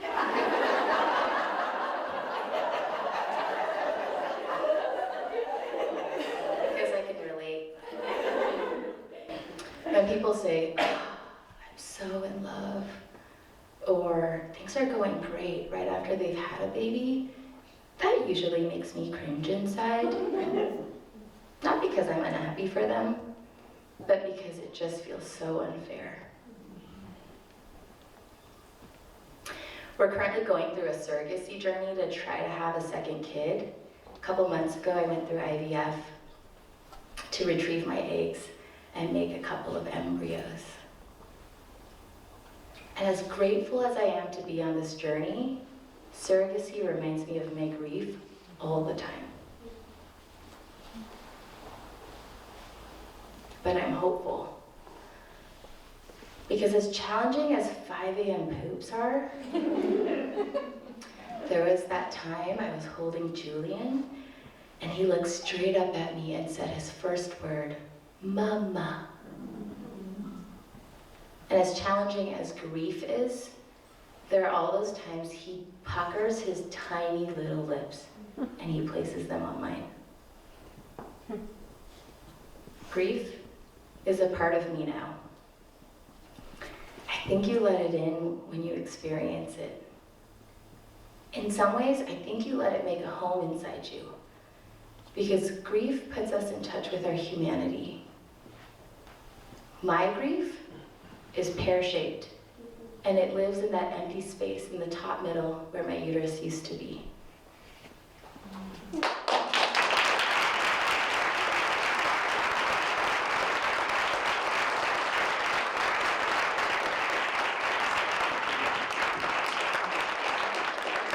like to invite all of my sister wives and my brother husband to the stage.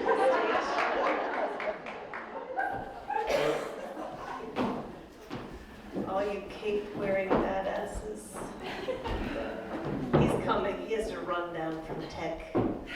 He's not much of a runner. Even we had a little incident this summer in the Bitter River where Adelaide could have drowned. He didn't run. He moved faster than reportedly we've ever seen him move, but it was not running.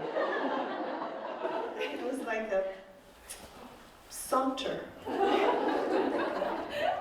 Here he is. This is his running, this is sprinting. I'd like to give a round of applause to these amazing storytellers.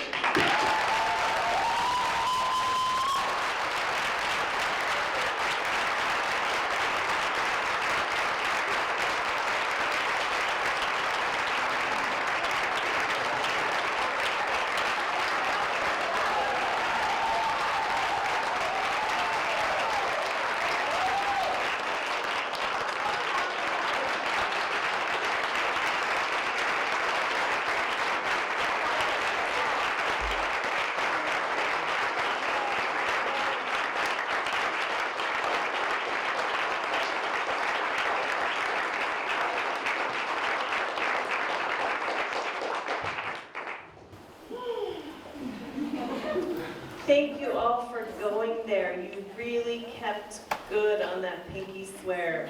You were awesome. And every time I hear each one of your stories, I fall more in love and awe with each of you. This journey is such an honor, and I feel like we're at the beginning of our journeys together. Thank you for showing up and for just being such a beautiful, beautiful audience. Before we say goodnight, I have a few announcements. One is that if any one of these stories sort of brought up something for you or cracked something wide open, Leo, yes, wait. I don't even know her name. I've only memorized one name, so you'll find a mystery somebody there also, who's I'm sure lovely, but Leah Orr and also Jenny will be at the resource table, and another wonderful person as well. And so the resource table, if you need someone to talk to, Leah's there and her colleague, and then the resources they're tremendous resources in Missoula, and Jenny and Leah can help navigate that. Also, if you have a friend or loved one who you think might need resources, whether group or individual or couple, lots of resources there. If you feel like you have a story that you'd like to excavate, that you'd like to find your own true voice as if no one is listening, without commitment to come to the stage, I promise. We have a workshop January 12th, and I think we have 6 slots left. So you can sign up on my website at Playing Monopoly with God. I also have cards on the resource table, which Jenny can help you find. We do have scholarships available for that workshop, and you can email me about those, and those are on my card. Also, if you are not a parent, but you have a story that you'd like to explore and uncover and strip away layers of shame or stigma or trauma, you name it. We're doing a class, we haven't set the date yet, but we're gathering interest in deciding on a date in a series called Humanity, but it's human, E-D-Y, rather than Momedy. Humanity, because I kept having people come up afterwards saying, I'm not a parent, but I need this. So we're doing that. So be in touch by email. And many, many, many thanks to MCAT and to Ron. MCAT filmed tonight and will broadcast. And MCAT filmed also a show in September. So if you want to see these stories again, or you want to share them with friends anywhere that you feel like would really appreciate one or more of these stories, you can go on MCAT and search Momedy and watch the September show, and pretty soon you'll be able to watch this one as well. So please feel free to share far and wide. If anyone would like to see my show that hasn't seen it, or you've seen it and you want to share it, it is on my website now at playingmonopoly.com. We did film one of the shows in New York in May, so you can see it and share it as well. And the last little piece before I say goodnight is that we are going to film audience responses, MCAT will tonight, and that may also be a part of the broadcast. We're also collecting footage for a documentary. And so if you have a response to this show or any one of these stories, please hang out sort of in the back, in these back rows, and in about 5 minutes I'll make my way back and we'll go find a spot to film some audience responses. Thank you so much. I would like to give Melissa Bangs one more round of applause. Hey.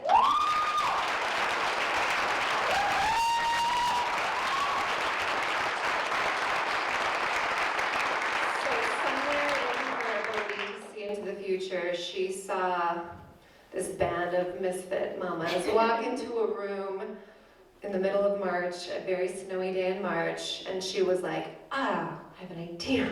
I don't know if it happened that fast, but she is the ultimate nurturer of story, and I think that none of us ever imagined we would be up here on our 5th show to a sold-out crowd, telling these very personal and scary and hilarious and traumatic stories of these journeys we took from being non-parents to being parents, which is scary for all of us.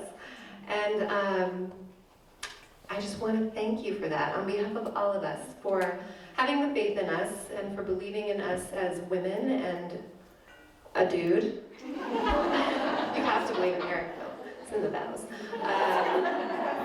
And I think that as moms and as women and as humans with stories, we need to believe in each other. And if Melissa can provide any sort of leadership in that realm, it is that she believed in all of us. And look what we did. It's pretty incredible. So thank you. You've been an awesome audience. Best audience yet. Thank you.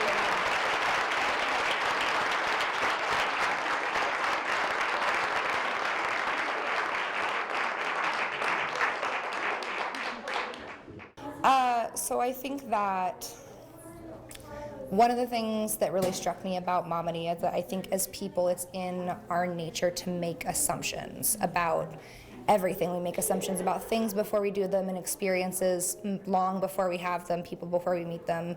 And I know I made quite a few assumptions about what motherhood was going to be like long before I became a parent. I definitely was one of those people that was like, my kids are never going to eat in the car. No French fries on that floor. Funny joke. And before I saw the show, this is my 3rd viewing now of the show, and before I saw the show, I definitely thought going in that there was going to be a story for me. There was going to be one story or one mama or one moment that I was going to hear, and that was going to break me, and it was going to, eat me up inside in a good way, and that it was going to be a moment. And I was really, really shocked to find that the assumption for me that I had made was completely blown to pieces the first show that I saw, and then every consecutive time after that, that it wasn't one story, there wasn't one piece or one mama or one moment that did it for me. It was the magic of being in a room with all of these people who have experienced such profound pain and such profound grief and came here and ended up all together, and there is such an intense kind of magic to know there are other people sitting in front of you and behind you and up on stage that have felt this soul-crushing pain and grief and felt so alone, and somehow magically ended up corralled in this room together. And it just shocked me how much I associated with every single story, and even Eric's story, you know. And there's a moment in Rachel's story where she talks about her nurse who had experienced postpartum psychosis or postpartum depression, and that she had never talked to anyone.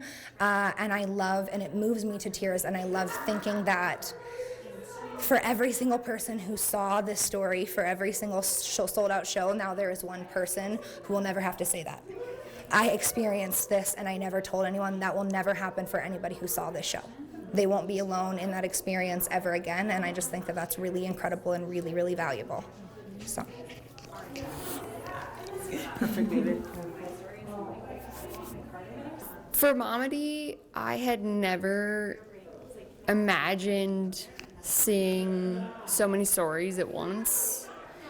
I imagined coming to the show and seeing maybe one heartfelt story, maybe two, maybe three that kind of told you half of their story. I don't know, but to come and to see 3, 4, I mean all of them came from the heart. They came from somewhere you didn't think people really talked about.